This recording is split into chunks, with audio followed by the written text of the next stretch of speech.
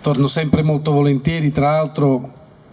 in un'altra sede un paio d'anni fa ho fatto un dibattito più o meno con questa formazione, con il sindaco, con Alessandro,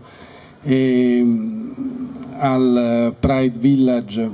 e devo dire che in questi 2 anni insomma le cose sono particolarmente peggiorate, e condividendo molto le considerazioni che sono state fatte,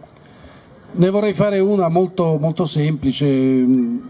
così, di buon senso. Se per caso a qualcuno di voi capitasse di dover chiamare un'impresa per costruire una casa piuttosto che fare una riparazione, e l'ingegnere di questa impresa, quello che deve fare i calcoli, mettesse tanta sabbia nella costruzione, e poi questa costruzione dopo un po' crolla, voi questa impresa la richiamereste a fare lo stesso lavoro? Sareste, diciamo così, talmente fiduciosi da affidarle di nuovo la possibilità di realizzare, che ne so, il ponte, quello lì che è qui vicino, che è una imponente opera di ingegneria? Non credo, no? Noi invece siamo in un mondo nel quale 3 agenzie di rating,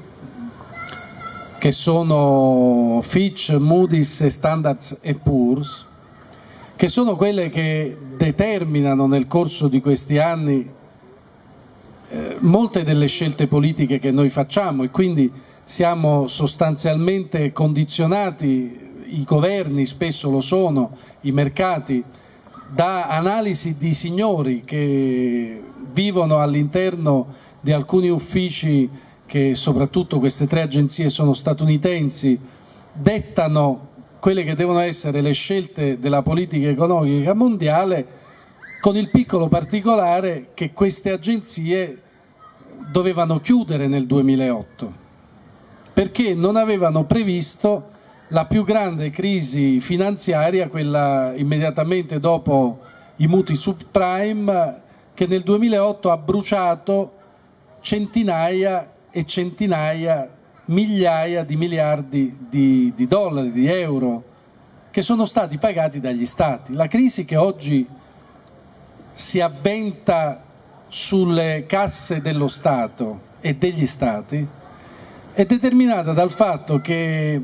sono finiti i soldi, fondamentalmente, che questi soldi, in gran parte dagli Stati Uniti all'Europa, sono stati utilizzati per salvare le banche.